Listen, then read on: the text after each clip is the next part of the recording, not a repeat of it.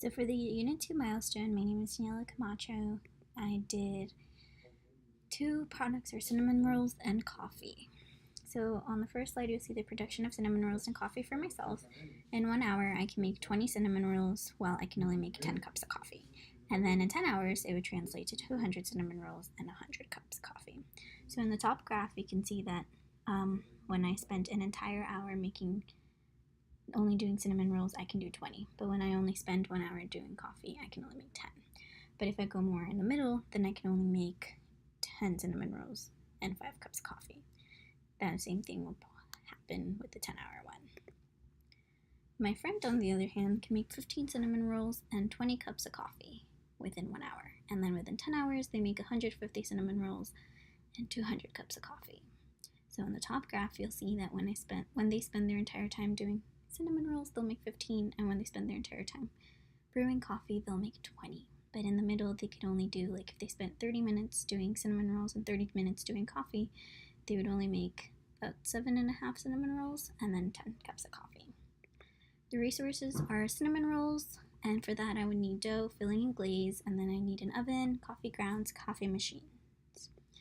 The absolute versus comparative. Absolute advantage is the ability of an individual or group to carry out a particular economic activity more efficiently than another individual or group. So for my absolute advantage, it would be rolls, because in 1 hour I can produce 20 rolls and my friend only produces 15. My friend, however, has the absolute advantage of coffee, because while they produce 20 cups of coffee in 1 hour, I only produce 10.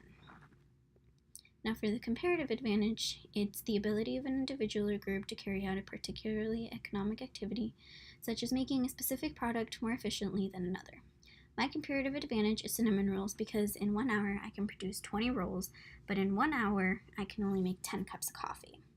My friend, however, their comparative advantage is coffee, because in 1 hour they can produce 20 cups of coffee while only producing 15 rolls within the same amount of time. And you can see a little bit of a bar graph. For me, my cinnamon buns, it would be 20 compared to cups of coffee, which is 10. And then for my friend, it would be 15 cinnamon buns, while they can only produce 20. So for the trade to happen, to maximize the production of both cinnamon rolls and coffee, I should produce the rolls while my friend should stick to producing coffee. That way, if I only do cinnamon rolls, I would produce 200 and they would produce 200 cups of coffee within 10 hours. So the trade would be 1 cinnamon roll for 1 coffee, and then at this rate it would be 100 over 200, which would equal 100 over 200, which comes out to just 1 equaling 1.